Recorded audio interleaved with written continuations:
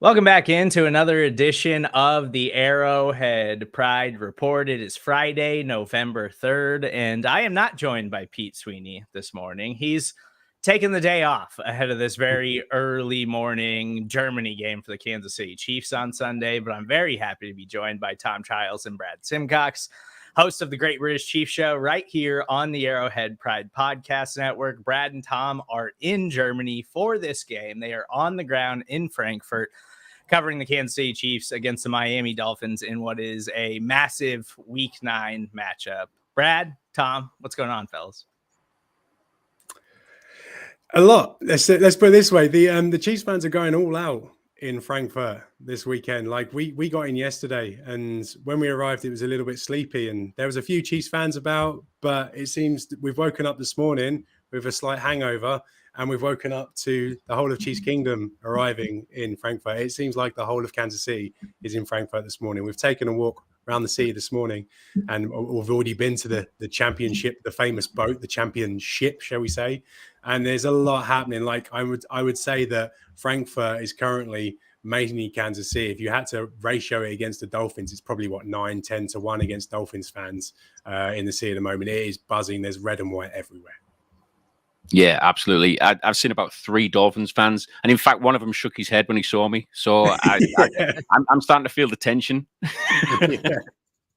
So wasn't there, just to get tickets to this game in Germany, wasn't there like a lottery or something? Because these international games typically sell out like instantly. Like, didn't you guys have to like do some legwork just to make sure you got tickets to this game? Yeah, for sure. Like when I joined the queue, there was 1.5 million people ahead of me for tickets. Like that's just ludicrous. 1.5 million people. It's a crazy amount of people trying to get tickets, especially for a stadium that only holds 42,500. So we pulled in some favors. We knew a couple of guys. We have a ticket guy, and the ticket guy kind of come through for us, and that's how we got tickets. If it wasn't for him, shout out Duncan Smart from Arrowhead Report. If it wasn't for him, then there was no chance that we were going to get into this game because there is the hot ticket at the moment.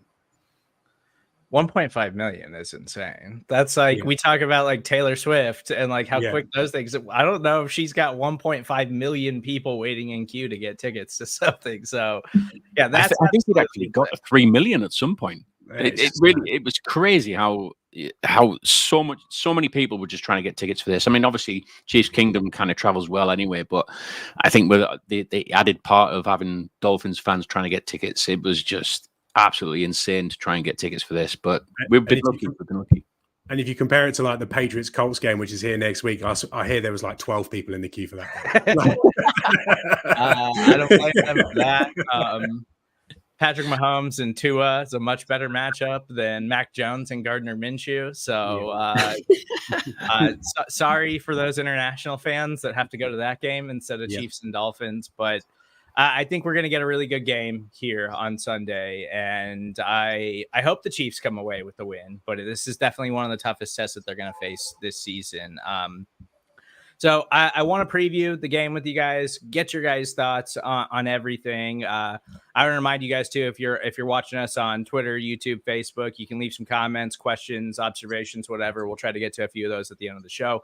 If you guys leave them. Other than that, we're just going to get into the game and kind of give our thoughts on this massive matchup between the Chiefs and Dolphins. So injury report, final injury report will come out today for the Kansas City Chiefs as they are in Germany now. They'll kind of do like a walkthrough practice today, and then around 11 a.m. Kansas City time, we should hear from Andy Reid and Patrick Mahomes and a couple other players as the Chiefs are getting settled there.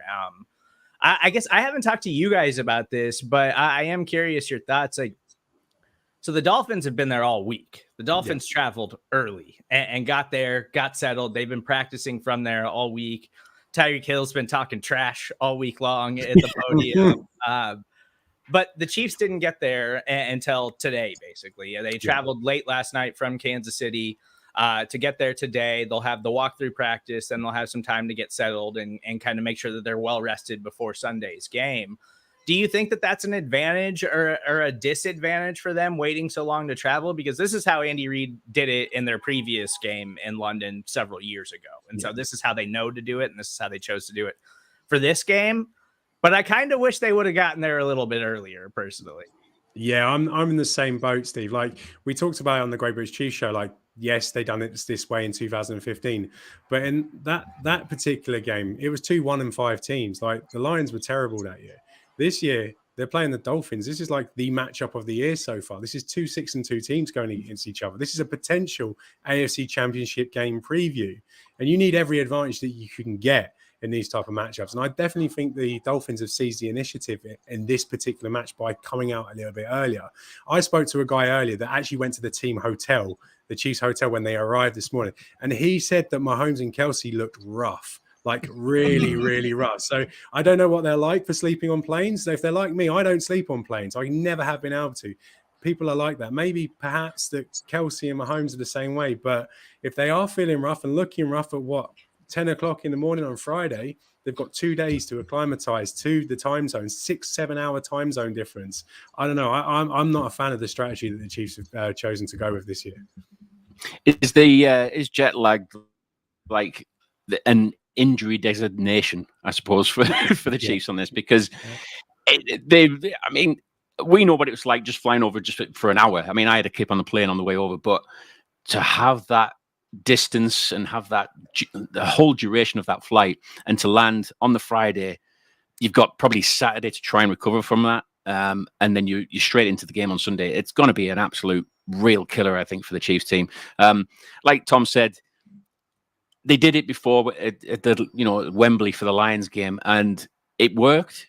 But is it going to work this time? And there is a bit of tension, I suppose, or a little bit of concern from Chiefs fans that the Chiefs have only just arrived in Frankfurt, and it does take some time to get over for that duration of the flight. It really is going to be difficult for them. But I suppose the one way that Reid might look at this is try and keep the players on US time. That might be the thing that he wants to maybe try and do, and try and keep them on that, try and keep them on the same time scale, sleep through the day, play on the night, practice on the night, that kind of thing, and then be ready for Sunday. That might be what he's aiming for, but at the minute, yeah, there's a bit of a concern, I think, amongst quite a few Chiefs fans in Frankfurt. They've already raised it with us about this could be a slight issue. It could be advantage Dolphins. I kind of feel like that's something that has gone overlooked in these international games, where traditionally, like, maybe it's just because most of the time they send bad teams over there, but like these kind of have been treated like Thursday night games where it's like, long, like instead of a short turnaround, you have this long week where you got to travel and get used to the time zone change and all that stuff. And so they're typically kind of lower scoring games. Like they're games that are hard to bet on. And so I feel like that's why teams this season have adjusted and said, we're just going there the whole week.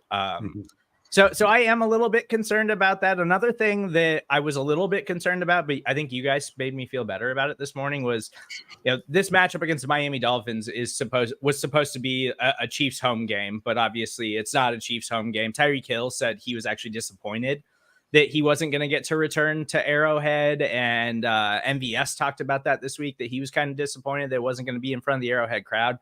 But you said Chiefs fans have taken over Germany. So maybe Chiefs fans shouldn't be too worried about this not being a home game if it's truly going to be just like a sea of red out there on Sunday morning. Yeah, it will never be a sea of red because all the international series games are similar to like a Super Bowl. You get fans of every team going to the game. People want to show their teams that they support. But I think there's enough Kansas City red in the city right now to make it feel like a home game. It's a small stadium. It's only 42,500 people. It's an indoor stadium as well. So the noise should echo and go throughout the stadium. I imagine it will feel like a home game. It just won't be the Arrowhead experience, but it'll be a very different type of experience for the players. Yeah, that's interesting. And that's something I really hadn't thought about until, we heard them talk about it, but I was just kind of like, it was something that's, I'm so like deep in the like trying to figure out how to digest this game and like preview this game. It's not something I really thought about, like the actual stadium. Like you mentioned, it's indoors, and the amount of people there and how many Chiefs fans are going to be there. So hopefully it winds up being an advantage for the Kansas City Chiefs. I briefly mentioned the injury report. Clyde Edwards-Helaire has already been ruled out of this contest. He did not travel with the team, so he's not even in Germany. He was dealing with an illness this week.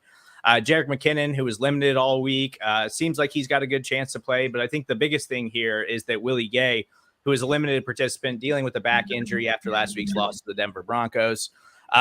He traveled with the team. It seems like he's got an opportunity to play. When we heard from Andy Reid and Steve Spagnuolo and the Chiefs coaching staff this week, they kind of made it seem like they were really, really unsure if he was going to be available. And without having Nick Bolton, if Willie Gay's not able to go in this contest, that could be a huge issue for the Kansas City Chiefs. Is that once deep, super athletic linebacker room could just be down to Drew Tranquil. But it seems like he's got a chance to play. So that's hopefully a good thing for the Kansas City Chiefs. On the Miami Dolphins side, sounds like their tackle, Teron Armstead, their star tackle, is going to have an opportunity to play. He's been on injured reserve this season. We know they just got Jalen Ramsey back. Xavier Howard's missed a couple of games. Sounds like he's going to go. So the Dolphins sound like they're going to be at full strength, minus star rookie running back Devon Achane, who's still on IR, but Raheem Mostert been fantastic this season. So it's the Chiefs are a little bit banged up going against the most explosive offense in the NFL, but I still think that they match up pretty well with the Miami Dolphins. How do you guys feel about this overall? Just what are your thoughts headed into this matchup and how the Chiefs can kind of try to slow down this insane Dolphins offense? Well, we know Tua gets the ball out quicker than basically every quarterback in the league. It's what their offense is built around, is get those short passing attack. And thankfully, we've got a defensive line that likes to get their hands on footballs as well. So if the Chiefs aren't going to win, the big guys up front immediately in terms of pressure, they can get their hands on the ball. And you talk about Willie Gay being able to play and to try and nullify that quick passing attack. That is a big deal. Like in a game like this, you probably want Willie Gay and Drew Tranquil on the field because they're probably the best two coverage linebackers that we have. And if the Dolphins are going to try and this quick passing attack, you need hands on the football by the defensive line, and you need your linebackers to be ready and alert early in the play. So I feel like the Chiefs are in an okay position to be able to nullify the quick passing game. Is the problem with the Dolphins is that they have such a fine balance of everything. So they run the football very well. They have the quick passing attack. And of course, they have the alien that is Tyreek Hill that we all know about it. And I'm interested to see what they do with Tyreek Hill this weekend, because I've got a feeling he would have been in the ear of Mike McDaniel all week. Like, go on, let me go for 203 TDs. Like, draw something up for me this week. So I am interested by that. But overall, I think the Chiefs are in an okay position to slow down the Dolphins. I don't expect them to score 70 against the Chiefs. I don't expect anything like that. But the Chiefs should be able to have some success against this elite offense. Yeah, well, I mean, we were both saying this on the show, weren't we? That, you know, this loss against the Denver Broncos was probably a good time to actually have that before this game, because it might be something that really kind of G's them up a little bit more. Make sure that they take this game a lot more seriously, because we did see a little flash of something there from the Chiefs team where they probably almost thought that they could just walk into Denver, get the dub, and then go on to Germany, and they probably did take their eye off the ball a little bit with the Denver Broncos, and maybe preparing a lot more for this Dolphins game. But I think that's really going to kind of G the Chiefs along a little bit more. And Petty Mahomes is definitely a thing. We mention it a lot on the show. Petty Mahomes is a big thing. And if we can get Petty Mahomes against Tyreek Hill on this game, I think we're looking for a real kind of a good showdown between them. So I think the Petty Mahomes thing is a really underrated, undercovered part of this game, because like I mentioned already that Tyreek Hill's kind of been taking shots at the podium, and you know, he's not taking direct shots at the Chiefs organization or his teammates or anything like that. But it's been over a year now since they traded him of this kind of stuff where Tua Tagovailoa is the most accurate quarterback he's ever played with, and just kind of taking small jabs at the Chiefs organization. And, you know, he goes on podcasts constantly and basically just blames everything on the Chiefs for why he got traded and why he didn't sign here. And I totally agree with you guys. Like Patrick Mahomes, we talk about him having that like Michael Jordan, like pettiness, competitive edge, and they won't ever say it publicly. Travis Kelce won't ever say it publicly. I think all of them are annoyed with Tyreek Hill and upset with all of that. Like they won a Super Bowl together. The Chiefs won a Super Bowl last year without Tyreek Hill. But if they lose this game to the Miami Dolphins on Sunday, the storyline on Monday is Chiefs don't have any wide receivers. They should have kept Tyreek Hill, as if they didn't win a Super Bowl last season. And I think that's something that really bothers them. And I think it's something that we're downplaying too much ahead of this game. Yeah, it's something I didn't give a thought really until I was actually in Frankfurt. And I've heard a couple of people mention Petty Mahomes, shall I say. And I'm actually like, we get to predictions in a minute, but that one single thing is like turning my predictions slowly but surely into the way of the Chiefs. But yeah, I do think it is a thing. And he very rarely plays badly 2 weeks in a row. And he was bad last week. Like for all of the Chiefs' problems, Mahomes was one of them last week. He was just flat out bad. He was ill. You say about Michael Jordan, he's not quite flu game Michael Jordan yet. He's got like playing on one leg Michael Jordan. He's got like the pettiness Michael Jordan. He hasn't got the flu game just quite yet. But yeah, I think they were really bad last week, and they've got a point to prove, and I think they will want to prove it more so against Tyreek Hill. Yeah, I think that the defense obviously has something to prove here too. Like this is the toughest test that they may face all season long. And when you look at the Miami Dolphins 2 losses, and Miami has a lot to prove in this game too, because there is starting to build this narrative like they absolutely dominate the bad teams, but they can't beat the good teams because their 2 losses are to the Buffalo Bills and to the Philadelphia Eagles.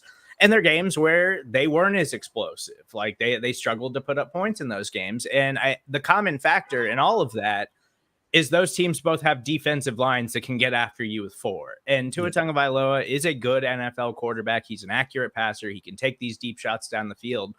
But when you pressure him and you get in his face, he doesn't have the strongest arm in the world. He's not the most athletic quarterback. So if he's got to get outside the pocket and create throws on the run, that's not really his game. And so the Chiefs defensive line, like, you know, we talk about how great they've been, and the secondary's been great too. And they've got a tough test against Tyreek Hill and Jalen Waddle, who are absolutely special players.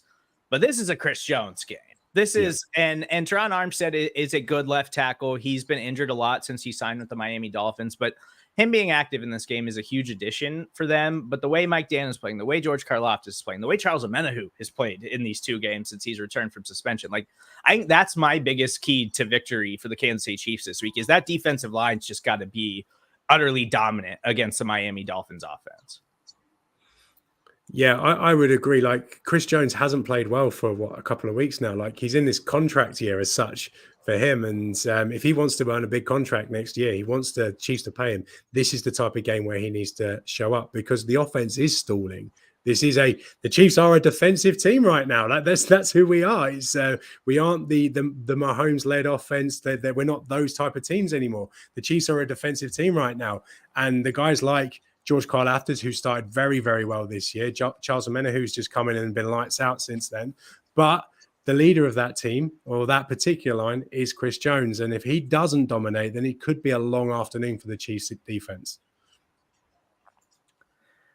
And so we talked about this last night on Show and BK, and I'd love to get your guys' thoughts on it where, you know, last week, Isaiah Pacheco only has 8 carries, and that's a frustrating thing for me going against the Denver Broncos, who have one of the worst run defenses in the NFL.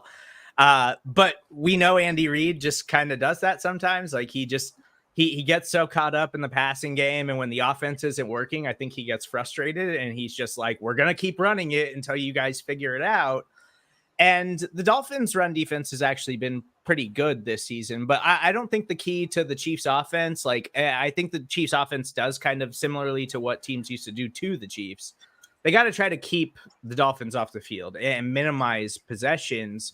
But I don't think you necessarily do that with the running game. I think you do that with kind of what the Chiefs offense is now, where it's not this explosive offense that's going to score in 3 plays. It's 9, 10, 12, 13 play drives, this kind of methodical chunk gang and offense. And you just need them to be functional. And you need them to not turn the football over like they did last week. So as long as they don't turn the football over and they can create these long extended drives, I think that's a recipe for success this week against the Dolphins. Only if they end in 6, though. That's the problem. If they don't end in 6, then it's an issue. Like time of possession's fine, but if you're not scoring touchdowns at the end of it, what's the point? There is no point for it. Yeah, and what I think the Dolphins rank last in time of possession so far this season. I think didn't we say the other day it was 22 minutes a game? Yeah. It was 22nd in the rankings.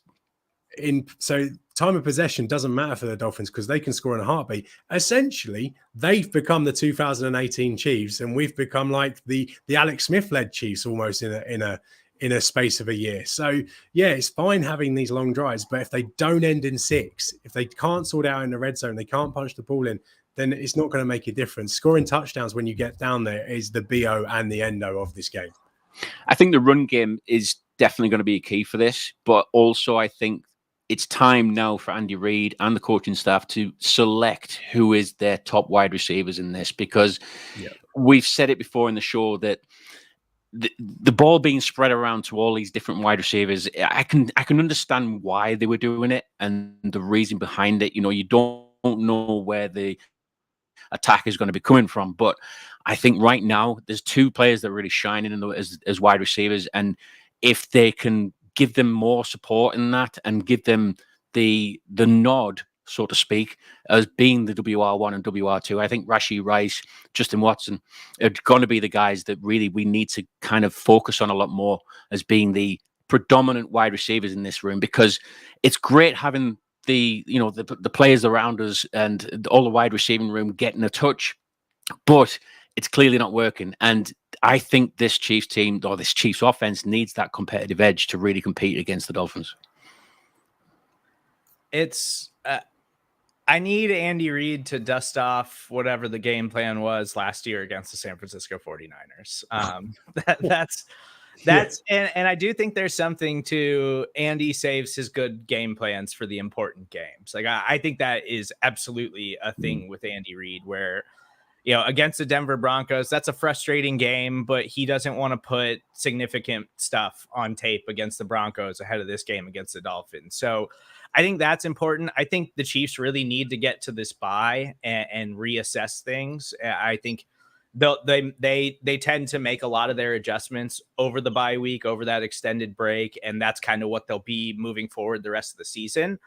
But just like last year, they had the 49ers, I think, just before their bye week, and they absolutely dominate them. They had this huge performance, and they head into their bye, and we see them make adjustments where Isaiah Pacheco becomes the guy like the rest of the season. And so I'm hoping the Rashee Rice thing will happen a little bit this week, and then moving forward the rest of the year after the Chiefs bye week.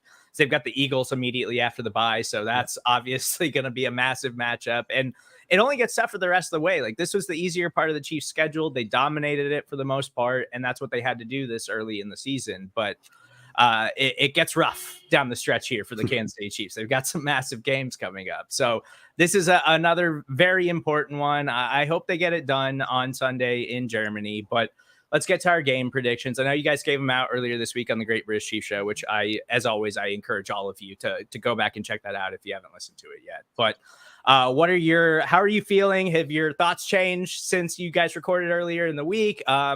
Or do you still feel like the Chiefs are going to be able to get this done? What are your predictions ahead of Sunday? Yeah, I flipped. I'll not lie. I flipped. Spoiler alert, I predicted a loss earlier this week. But yes, you don't need to listen anymore. No, you can. No, I kid. So I think like the whole aura of being in Frankfurt and maybe a couple of German Stein and some beers has kind of got to me a little bit. But also I didn't realize that the stadium was indoors until I arrived yesterday. I found that out yesterday, and I think that's kind of a big deal. I was expecting it to be a wet weather game, and I thought the Chiefs and these receivers, we can't rely on them on a wet weather game, no chance. But now that I know it's going to be indoors, it's going to be dry, there's going to be a lot of Chiefs fans here, and obviously the Petty Pat thing, which is coming to the front of all of our mindsets now when it comes to this game. I think the Chiefs might actually do it now. I think they may, and I think it's going to be a real close game. I think we're in for a bit of an international series classic because, trust me, I've been to a lot of these international series games because I don't live too far from Wembley Stadium, and they are bad. Like, they are normally really, really, really bad affairs. And so, yeah, I think we might get a good one this weekend. I'm expecting like 3, maybe 4-point win for the Chiefs, and I hope they do convert those long drives into touchdowns. They do that, they can win the game. If they come out early and are tired and we're seeing Harrison Butker far too much, Tommy Townsend's far too much, then we're going to be in a bit of a hole. But yeah, let's do it. I'm going to drink the Kool-Aid, the Chiefs Kool-Aid in Frankfurt. The Chiefs are going to win this game. Brad, thoughts? Yeah, I think Tom's right. I think being in the thick of it in Frankfurt and speaking with a lot of Chiefs fans, the Denver game didn't really seem to matter to quite a few of the Chiefs fans over here. I don't know what it is. I mean, it's very much different to what it is for social media, like Chiefs Twitter and everything like that, where it was all doom and gloom. And I was very much part of that doom and gloom. And I predicted previously that it was going to be another loss to the Chiefs. But I think Chiefs fans have almost accepted it, and they're ready to really ride with this team now because, yeah, it is going to be a tough game. I think the added spice of it with Tyreek Hill spouting off like he has been, I think that's really kind of riled a few Chiefs fans up, and they're really wanting to really kind of ram it down the Dolphins' throats at this point. There's almost a bit of an arrogance by some of the Dolphins fans from what I've seen. I think they feel like they're going to win this game, and I think the Chiefs, it's going to play in the Chiefs' hands. It's going to play into Petty Mahomes' hand. I think the Chiefs are going to at least nick a win, I think. Yeah, I tend to agree with you guys. I picked the Chiefs to win this week, and some of it is that betting against Andy Reid and Patrick Mahomes traditionally is a bad bet, and some of it is I just think that this game matters to them a lot more than they'll ever lead on publicly because of the Tyreek Hill stuff, because this is like a big kind of prove it game for them. Like Tyreek might go for 2,000 yards this season. Like that's totally on the table. Like I thought you were going to say 2,000 yards this game. but Tyreek is having an incredible season. He's an incredible player. That was never in doubt when they traded him away. It was just a matter of circumstance and planning for the future. And so he may go on to set the NFL receiving yards record this season. That's totally fine. But I think this game really, really matters to the Chiefs. We've seen them step up in these situations before. And I believe in the defense. I believe in the defensive line. I believe in what Steve Spagnuolo is doing. I really hope Willie Gay is available because that might be a problem. I like what Leo Chanel's done this season, but he has not been the greatest like sideline to sideline linebacker. And that could be a huge issue against this Dolphins offense. But the fact that Willie Gay traveled with the team, it has me banking that he's going to play on Sunday. So I think the Chiefs get it done. I think they got enough. I think they've been game planning for this longer than we even really realized, just based on how the Dolphins have performed this season. So I think the Chiefs will get it done in Germany. I think they'll come away with the win. I think they'll head into the bye feeling good before that huge Monday night matchup against the Philadelphia Eagles. But as always, please make sure you subscribe, rate, and review everything that we're doing right here on the Arrowhead Pride Podcast Network. Make sure you're locked into arrowheadpride.com. All weekend, we got everything you need to know ahead of this huge matchup at 8:30 in the morning, Kansas City time on Sunday morning between the Chiefs and the Miami Dolphins. You can follow Brad on Twitter at BritChiefUK. You can follow Tom at TomChilds56. I'm Steven Serda. That's where you can find me. We'll talk to you guys on Sunday ahead of this huge game between the Chiefs and Dolphins.